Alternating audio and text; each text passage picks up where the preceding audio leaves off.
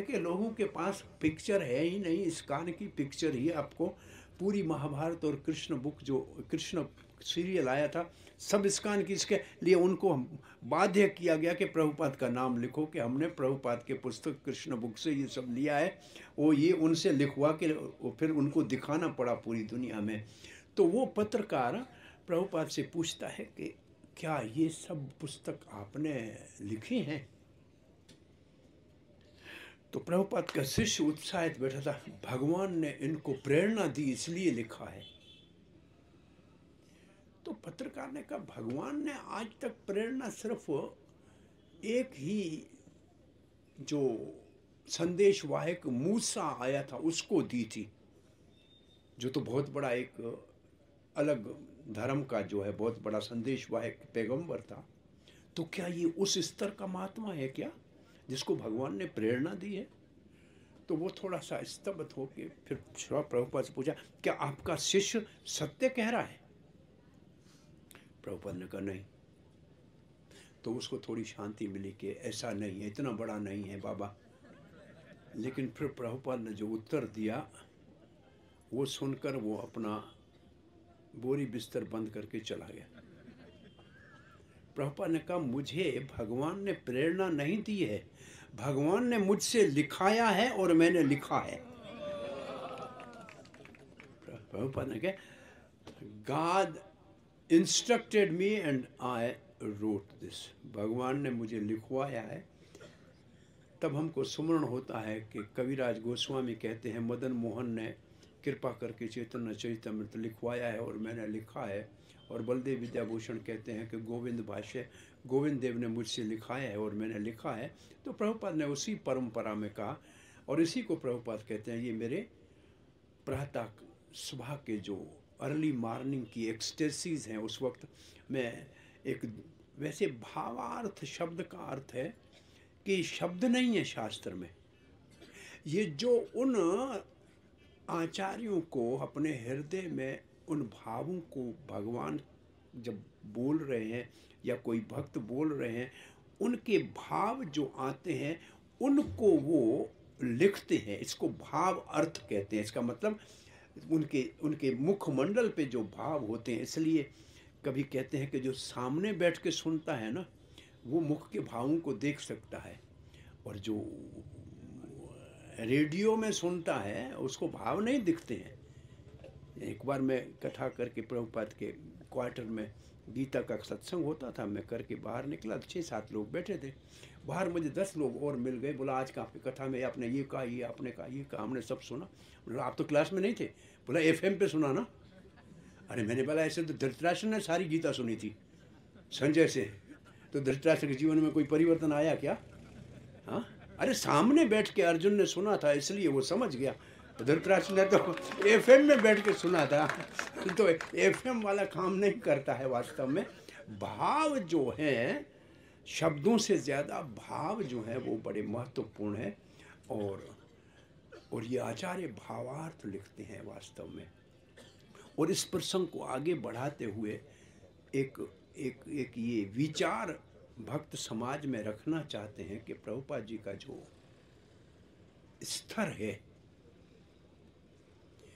जैसे ईसाई धर्म में, क्रिश्चियनिटी में लोग भगवान को नहीं जानते, जीसस क्राइस्ट को जानते हैं। वो हमारा भगवान का पुत्र है, हमारा प्रीस्ट है, ठीक है। भगवान को जानते हैं क्या? उनको मालूम है भगवान कौन है? कोई पता नहीं है भगवान कौन है। सही? अच्छा, हमारे मुसलमान भाई अपने संदेश वाहक पैगंबर, पीस बी अपॉन हिम ऐसे कहते हैं उनकी भाषा में, उनके ऊपर भगवान की करुणा कृपा रहे, हज़रत मोहम्मद साहब को जानते हैं, क्योंकि उन्होंने उनको संदेश भगवान का दिया। क्या वहाँ भी भगवान का पता है क्या किसी को भगवान कौन है? हाँ, भगवान के विषय में जानते हैं क्या? वो मैं पूछता हूँ आपसे, भगवान के विषय में कोई जानकारी है उनको? नहीं है ना। भगवान है, प्रकाश है, लाइट है, जलवा है, ज्योति है, ऐसे कुछ है। लेकिन यहाँ श्रील प्रभुपाद ने जो विश्व को श्री गौर निताय सत्य होगी, तब वास्तव में स्कान की वास्तवता को, प्रभुपाद के इस उपहार को लोग वास्तव में समझ पाएंगे। तो हम बात क्या कर रहे थे, दो दुनिया के बड़े मजहब जो हैं, रिलीजन जो हैं, क्रिश्चियनिटी और इस्लाम, दोनों में लोग मात्र उनके संदेश वाहक को जानते हैं, लेकिन भगवान को नहीं जानते। ये बात तो सब मान रहे हैं कि नहीं मान रहे? है भगवान, इतना मानते हैं। अब प्रभुपाद ने, श्रीला प्रभुपाद ने कितना स्पष्ट भगवान का विवरण विश्व को दिया है, बताइए। क्लियर कट ऐसा विवरण दिया है कि जब संस्था की स्थापना करने के लिए वकील ने कहा कि गॉड कॉन्शियसनेस लिखो, बोला वेग टर्म है, इसका कोई अर्थ नहीं है, कुछ भी लोग इसका अर्थ निकाल सकते हैं, मैं इसकी जगह पे कृष्ण कॉन्शियसनेस लिखना चाहता हूँ। ये एक शब्द उनका स्पष्टीकरण भगवान के विषय में। फिर एक बार प्रभुपाद जी ईरान में थे, मस्जिद से अजान आ रही थी, अल्लाहु अकबर। प्रभुपाद ने पूछा, अत्र ऋषि प्रभुपाद का एक शिष्य था जो ईरान से था, वो प्रभुपाद का सेक्रेटरी भी रहा है, और वो पाकिस्तान आया था, और उसी ने प्रभुपाद जी को कहा कि पाकिस्तान में प्रचार के लिए बहुत अच्छा जो है ग्राउंड है। और उन्हीं के कहने के ऊपर प्रभुपाद ने अपने शिष्य अमोघ रीड़ा दास को कहा था कि तुम्हें हिंदी आती है, तुम पाकिस्तान में जाके प्रचार करो। और प्रभुपाद 71 में यहाँ कह रहे थे हमारी अंतर्राष्ट्रीय कृष्ण भावना अमृत संघ है, तो एक व्यक्ति ने कहा अंतर्राष्ट्रीय आपका है तो क्या आपका पाकिस्तान में प्रचार है? प्रभुपाद ने उसको चैलेंज समझा कि ये मुझे क्या कर रहा है, चैलेंज दे रहा है। प्रभुपाद ने कहा हाँ। और प्रभुपाद ने उसी समय अपने 2 सन्यासी भाइयों को, ब्रह्मानंद को कहा कि आप वेस्ट पाकिस्तान में जाओ जो आज पाकिस्तान है, और गर्ग मुनि को कहा कि आप ईस्ट पाकिस्तान में जाओ, अब बांग्लादेश है। उसी समय प्रभुपाद ने दोनों जगहों पे अपने शिष्यों को भेजा, ये सिद्ध करने के लिए कि हम अंतर्राष्ट्रीय हैं, ये सब कोई देश छूटा हुआ नहीं है। और आज ये कथा को मैं उस बात को भी पुनः पूरा करूं, उससे पहले एक बात ये कह सकता हूं कि आज से 5000 साल के बाद जब दुनिया में बहुत अदल बदल हो जाएगी, चीज़ें बदल जाएंगी, जैसे आज मोहन को दड़ों से हनुमान जी का प्रतिमा मिल रही है, शिवलिंग मिल रहे हैं, विष्णु का मूर्तियां मिल रही हैं, तो लोग कहते हैं 5000 साल से पहले भारतीय संस्कृति इस धरती के ऊपर चल रही थी। ऐसे 5-10 हजार साल के बाद अफ्रीका के अंदर राधा कृष्ण का विग्रह मिलेगा, अफ्रीकी भाषा में गीता मिलेगी, भागवत मिलेगी, चाइनी भाषा में गीता मिलेगी, वहाँ प्रभुपाद जी के चरण मिलेंगे।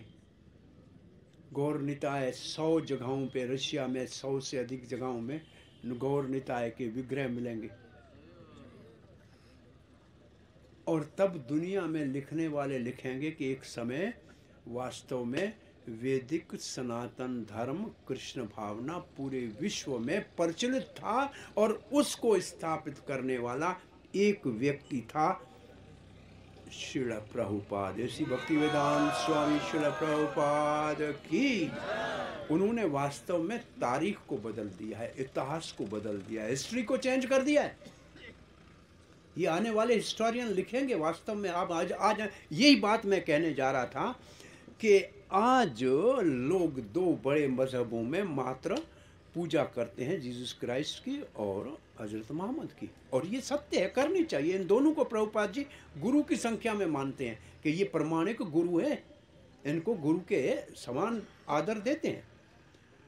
परंतु दोनों ने विशेष रूप से भगवान के बारे में नहीं बताया। मैं अत्र ऋषि की बात कर रहा था तो प्रभुपाद ने उससे पूछा इसका अर्थ क्या? बोला गॉड इज ग्रेट। अल्लाह अकबर मतलब गॉड इज ग्रेट, भगवान महान है। तो बोला सही है, पर कितना महान है इनसे पूछो,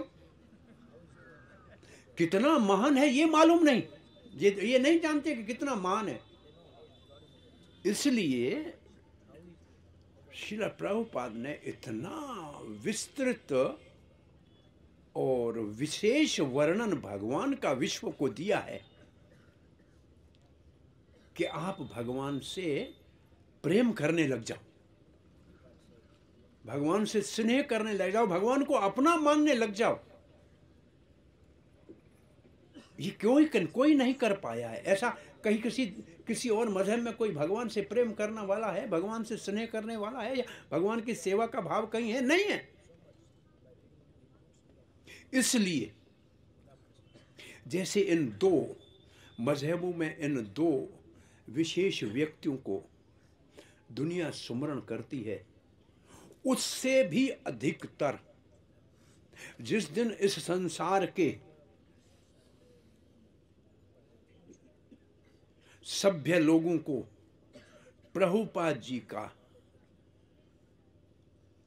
कृष्ण के प्रति जो भावना उन्होंने शास्त्रों में दी है, उसको स्वीकार करके और उस स्तर के ऊपर प्रभुपाद जी का सम्मान विश्व में होगा, तब प्रभुपाद जी का वास्तव में दुनिया को पता लगेगा कि कितना महान थे प्रभुपाद, कितने महान है वास्तव में। अब इस वक्त हम छोटे हैं, कोई 70 साल मूवमेंट को कितने दिन हो गए? 66 से 24 70-75 साल कोई बड़ी उम्र नहीं है। इसलिए चैतन्य महाप्रभु ने कहा 10,000 वर्ष तक स्वर्ण युग में ये कृष्ण भावना अमृत का जो एक बहुत बड़े दार्शनिक ने प्रभुपाद के सेवक और शिष्य हरीश्वरी से पूछा और कहा उसको कि आप प्रभुपाद को नहीं जानते। बता रहे थे हरीश्वरी। हमने बोला क्या बोलते हो, आपने तो प्रभुपाद के बारे में पढ़ा है, हम तो उसके साथ रहे हैं, सेवा करी है, we walk with him, we talk with him. बोला आप उसको नहीं जानते हैं। बोला क्या चाह, इसका अर्थ क्या है? बोला इसका अर्थ ये है कि आप जब 70 साल के हो जाओ, उसके बाद ऐसी संस्था स्थापित करके दिखाओ, तब आप समझोगे कि प्रभुपाद कौन थे। अब बताओ, एक भी ऐसा 70-72 के बाद है जो इतना बड़ा संस्था स्थापन करने का सोच भी सके? आश्चर्य नहीं लगता है? कौन सोच सकता है कि इतनी बड़ी संस्था की स्थापना एक वृद्ध व्यक्ति ने की? आश्चर्य है कि नहीं है? तो और बहुत लोग इसके ऊपर शोधन कर रहे हैं कि ईसाई धर्म धन के बल के ऊपर दुनिया में प्रचार हुआ। स्कूल खोलो, अस्पतालें खोलो, लोगों को सुविधाएं दो और कहो कि आप ईसाई बन जाओ। ऐसे ही हुआ ना। और प्रायः मुसलमान तलवार की नोक के ऊपर मानो नहीं तो गर्दन काट दें, ऐसे ही हुआ है दुनिया के अंदर।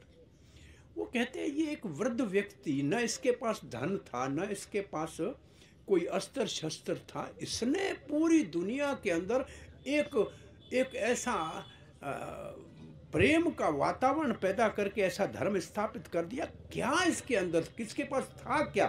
न धन था, न कोई अस्त्र शस्त्र थे। आश्चर्य लग रहा है उनको कि ये कैसे ये कर पाए।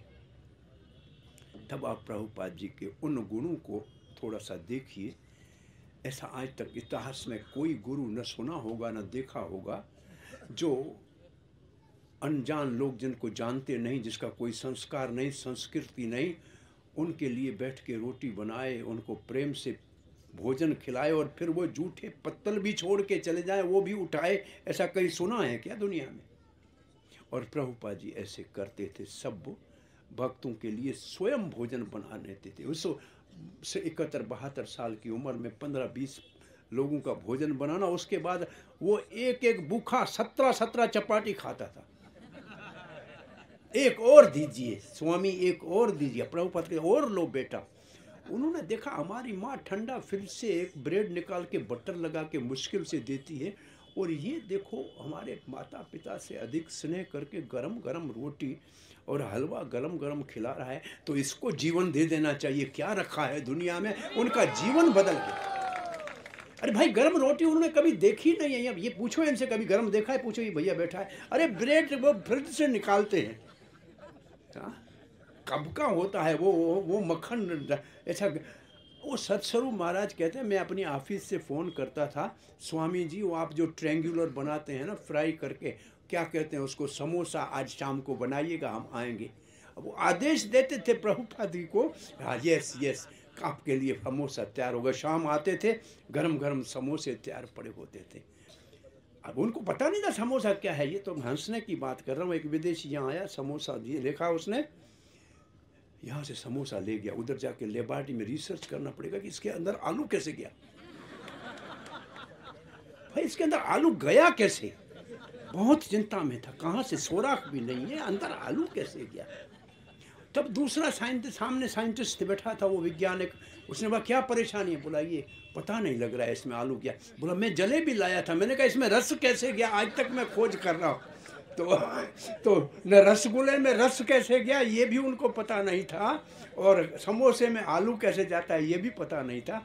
पता भी नहीं उनको, तो भाई सिर्फ ब्रेड और बटर के और चीज़ के अलावा कुछ खाना आता नहीं है, पकाना आता नहीं है वास्तव में। और बाकी तो मांस है जो खाते हैं, वो तो असुरी भोजन है, इसके अलावा कुछ। एक भगवान का पका हुआ होता है जो पेड़ में पकता है, एक इंसान का पका होता है दाल चावल रोटी, और एक असुर का होता है जो मांस। अब ये लोग भगवान का तो खाते नहीं थे, ये खाते थे असुर वाला। तो उसको ये जो मानव वाला भोजन मिला तो वो मानव बन गए वास्तव में, और बहुत बड़ा चमत्कार हो गया। ऐसा कोई नहीं कर सकता है जो प्रभुपाद ने कहा, वास्तव में देखा जाए तो ये किसी ने आज तक किया नहीं है और कर भी नहीं सकता। तो आश्चर्य लगेगा आपको वास्तव में। और फिर मैं आपको प्रभुपाद की करुणा कृपा की बात बता रहा हूँ कि कैसे क्यों लोगों ने अपना जीवन प्रभुपाद को दिया। एक प्रभुपाद की शिष्य गर्भवती थी, प्रभुपाद को प्रणाम किया, प्रभुपाद ने उसकी ओर देखा तो स्नेह तो ऐसा जैसे अपने बेटी है, और सबको अपना बेटा और बेटी। प्रभुपाद ने शिष्य कभी नहीं कहा कि मेरे शिष्य है, मेरे स्टूडेंट है कहा, क्योंकि प्रभुपाद ने कहा ये मेरे स्टूडेंट हैं। क्योंकि एक बार प्रभुपाद ने किसी पत्रकार ने पूछा था कि अन्य धर्मों के अंदर हम देखते हैं कि बूढ़े लोग या बूढ़ी माताएं आती हैं, कोई जवान तो आता नहीं है, आपके आंदोलन में इतने जवान लोग क्यों हैं? तो प्रभुपाद ने कहा यूनिवर्सिटी कॉलेज में जवान लोग क्यों जाते हैं? बोला पढ़ाई होती है। बोला मैं पढ़ाई करा रहा हूं, हम एजुकेशनल मूवमेंट है, और जो कहीं नहीं पढ़ाया जा रहा है, किसी यूनिवर्सिटी में नहीं पढ़ाया जा रहा है, science of soul and science of love of god, ये मेरे दो सब्जेक्ट है, ये मैं दुनिया को पढ़ा रहा हूँ, इसलिए नौजवान इसको पढ़ने के लिए आ रहे हैं। तो मैं बात कर रहा था, वो नवयुवती गर्भवती थी, और प्रभुपाद जी इसलिए कहते थे ये मेरे स्टूडेंट हैं। और प्रभुपाद के पासपोर्ट में आप जाके देखना, प्रभुपाद हाउस में प्रोफेशन में लिखा है टीचर, प्रोफेशन में टीचर लिखा हुआ है कि मैं अध्यापक हूँ, मैं, और ये मेरे स्टूडेंट हैं। और नहीं तो कभी कभी कहते तो मेरे पुत्र और पुत्रियां हैं, मैं एक दो बेटे छोड़ के आए, आज इतने सारे मुझे पुत्र पुत्रियां मिले हैं। वास्तव में उससे भी आगे कभी कहते थे ये तो मेरे पिता हैं, ये मेरा इतना ध्यान रख रहे हैं। तो वो ऐसे उनके प्रति भगवतापात का भाव था। सो उसको कहा कि तुम्हारा पति कहाँ है? गर्भवती से पूछा, उसके आंखों में आंसू आ गए कि वो तो मुझे छोड़ के चला गया।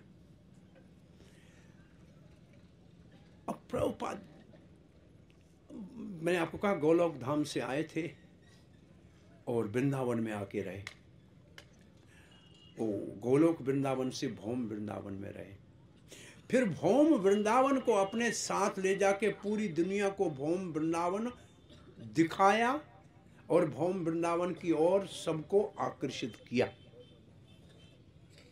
आज मैं पढ़ रहा था प्रभुपाद जी के एक मित्र बनवारी लाल पाठक, जो यहाँ उस वक्त वृंदावन के जो है चेयरमैन और बहुत बड़े गणमान्य व्यक्ति थे।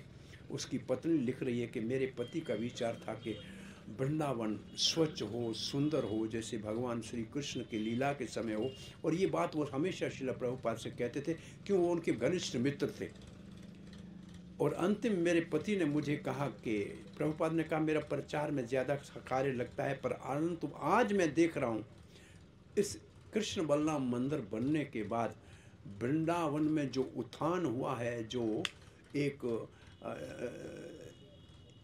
एक चमत्कारी लोगों का आगमन वृंदावन में होने लगा है और वृंदावन स्वच्छ होने अपने आप लग रहा है। आज भी वृंदावन की जो सफाई करने वाले काम है उसके अंदर प्रभुपाद का एक शिष्य ब्रिटिश ओरिजिन का है, रणछोड़ दास।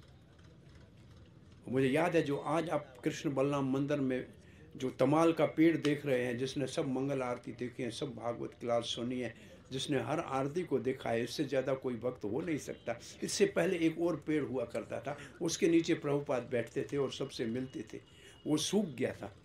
उस पेड़ को लगाने के लिए वो लक्ष्मण उस वक्त में रणछोड़ प्रभु, तो वो मैनेजमेंट में ये नया पेड़ लगाया था, तब हमारी सेवा इस मंदिर में हुआ करती थी। तो रणछोड़ दास उस वक्त से ब्रज के सारो जो सफाई वाला कार्य है इस कार्य को, तो उसने कहा कि प्रभुपाद जी के इस्कान बनने के बाद जो वृंदावन के बारे न्यार इस वक्त कहा जाए कि पूरी दुनिया जहाँ आ रही है, यहाँ तो टांगे के अंदर कोई पूरे दिन में 50 लोग भी मुश्किल से आते होंगे। एक ज़माना वो था जब प्रभुपाद जी टांगे में चढ़ के वृंदावन से कोसी तक आते थे, यहाँ से ट्रेन पकड़ते थे। तो वृंदावन का इतना उत्थान प्रभुपाद जी के इस्कान कृष्ण बलराम मंदिर के बाद हो गया। अब दूसरे आ गए हैं, उनकी वजह से थोड़ा सा वृंदावन में मानो कि चहल पहल बढ़ गई है, लेकिन कृष्ण बलराम मंदिर ऐसे सुंदर, राधा श्याम सुंदर प्रभुपाद, ये राधा रानी पूरे विश्व के अंदर एक्सपेंड होके चली गई है। जैसे गोलोक से राधा रानी विस्तृत होके गोपियों के रूप में या लक्ष्मियों के रूप में या द्वारका की रानियों के रूप में हो जाती है, ये राधा श्याम सुंदर से ये राधा रानी प्रभुपाद के साथ पूरे विश्व के अंदर सबके ऊपर वर्षा करने के लिए बरसाने वाली चली गई है। तो ऐसा और कोई नहीं हो सकता। कितने भी मंदिर बने, कितने भी आश्रम बने, परंतु ये अपने आप में, ये पहला गेस्ट हाउस बना था, पहली मल्टी स्टोरी बिल्डिंग वृंदावन में प्रभुपाद की, तो लोग देखने के लिए आते थे। अब वृंदावन बदल गया है, लेकिन उसका कारण प्रभुपाद है। सो मैं कह रहा था, उस नव युवती को, गर्भवती को प्रभुपाद ने देखा, बहुत हृदय में पीड़ा हुई। जैसे सन्यासी थे, गोलोक से आए थे, मैं कह रहा था वृंदावन में रहे, वृंदावन को पूरी दुनिया को दिया और फिर वापस इसी वृंदावन में आए और यहाँ से गोलोक वृंदावन चले गए। ये प्रभुपाद जी की यात्रा। सो उस नव युवती गर्भवती को देखे प्रभुपाद के हृदय में बहुत पीड़ा हुई। जो शिष्य बैठे थे, प्रभुपाद ने बहुत गंभीर कहा, कैसे ये अपने बालक को जन्म देगी, कैसे पालन करेगी। और ऐसे देख के अपने शिष्यों को कहा, कोई इससे विवाह करेगा? कोई सोच सकता है क्या गर्भवती के साथ कोई विवाह करेगा? और प्रभुपाद ने ये प्रस्ताव रखा। और प्रभुपाद के जो पीड़ा को देखकर प्रभुपाद का एक शिष्य सामने बैठा था, उसने कहा, प्रभुपाद हम आपकी आज्ञा का पालन करते हैं, हम इसका पालन पोषण करने का जिम्मा लेता है। ऐसा कहीं इतिहास में आपने सुना है किसी ने किया हो? हाँ, अब बताओ कि कहाँ जाएंगे। इसलिए सब नव युवतियाँ, प्रभुपाद पहले ऐसे गुरु है जो उनको आश्रय दिया, उनके लिए ब्रह्मचारिणी आश्रम खोला, उनके विवाह की व्यवस्था की। इतना भी नहीं, ऐसी परिस्थिति में भी उनको अकेला नहीं छोड़ा। और ये पहले गुरु है वास्तव में। इससे पहले कोई इतिहास नहीं है कि ब्राह्मण गायत्री जपने का अधिकार भी दिया। ये एक बहुत बड़ा विशेष अपने समय का क्रांतिकारी कार्य प्रभुपाद ने किया। इसलिए और पैसे और दो बार धारावाहिक कुंती महारानी की शिक्षा और कपिल देव को देवहूति माता को शिक्षा के ऊपर प्रवचन देके वास्तव में मातृ शक्ति का सम्मान करके उसको आदर दिया है प्रभुपाद ने। देखा जाए तो ये, क्योंकि उस समय एक पाश्चात्य देशों में स्त्री पुरुष बराबर ऐसा एक जो चल रहा था, प्रभुपाद आध्यात्मिक दृष्टि से शरीरों में कोई अंतर नहीं है, इसलिए उनका बहुत प्रोत्साहन किया, उनको आश्रय दिया, उनको जो है इतना संरक्षण दिया। अब दूसरा, मैं प्रभुपाद की कृपा की कथा करके मेरे ख्याल कथा को विराम दूंगा, समय हमारा सीमित है। ये मालती माता जी कथा बता रही थी कि एक नवयुवती 20 साल की होगी और 19 साल की कहा कि मैं शिष्य बनना चाहती हूँ, संस्था में आना चाहती हूँ। प्रभुपाद ने कहा स्वीकार करते हैं, आप आइए रहिए। बोला एक मेरी समस्या है। बोला आपकी समस्या क्या है? बोला मेरे पिता ने दूसरी शादी कर ली, अब माता मेरी तो चली गई, मेरा छोटा भाई है 7-8 साल का, 9 साल का होगा। अब मैं यहाँ मंदिर में आके रहूँ तो उस भाई को छोड़ नहीं सकती हूँ, क्योंकि वहाँ तो मेरे पिता ने दूसरी शादी की है, उसमें रह नहीं सकता, दुखी हो जाएगा। और प्रभुपाद को इतनी चिंता हुई कि ये एक भक्त बनने के लिए आई है, अब इसके भाई के कारण इसको भक्ति से कैसे नकारा जाए। प्रभुपाद थोड़ी देर सोच के मालती की ओर देखा। उसका विवाह श्याम सुंदर से हो चुका था। उसने कहा मालती इस बच्चे को आप अडॉप्ट कर लो, इसको आप गोद ले लो। मालती कहती है मैं 18 साल की और 9 साल का बच्चा मेरे को गोद दे रहे थे कि इसको गोद ले लो। और मालती ने कहा मैंने गोद लिया, क्योंकि प्रभुपाद ने कहा था। मैं उसको स्कूल में दाखिल कराने के लिए ले गई और मैंने उसको जब तक वो 18 का नहीं हुआ तब तक मैंने उसकी देखभाल की। अब प्रभुपाद की चिंता देखो, अपने शिष्य की समस्या को देख के उसको कहाँ तक जाके उसका जो है निवारण करने का प्रयास कर रहे थे। तो अब ये प्रभुपाद जी, इनसे बहुत सारे ऐसे आपको और कथाएं सुनने को मिलेंगी जिससे प्रभुपाद जैसा न कोई था, न होगा, न हो सकता है। वो अपने आप में विलक्षण है। वो नित्य सदा कृष्ण भावना के संस्थापक आचार्य के रूप में प्रमाणिक, प्रथम, पूजनीय रहेंगे। और इसका वो स्तर हमको, इस नई पीढ़ी को उस स्तर तक प्रभुपाद जी को ले जाना है। इन शब्दों के साथ प्रभुपाद के तिरुभाव तिथि पे आप सबको श्रील प्रभुपाद के कृपा करुणा के प्रसाद के लिए प्रभुपाद के चरणों में प्रार्थना करते हैं। जय श्रील प्रभुपाद। प्रभुपाद, श्रील प्रभुपाद की। विदाई गौर प्रेमानंदे।